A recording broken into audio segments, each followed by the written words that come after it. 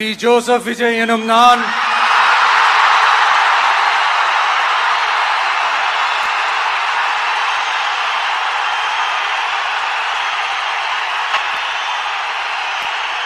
சட்டப்படி அமைக்கப்பெற்ற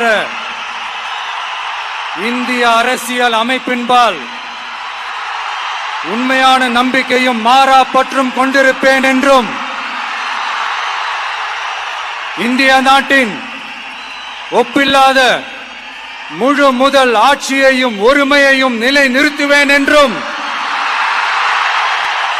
தமிழ்நாட்டு அரசின் முதலமைச்சராக உண்மையாகவும் உளச்சான்றின்படியும் என் கடமைகளை நிறைவேற்றுவேன் என்றும்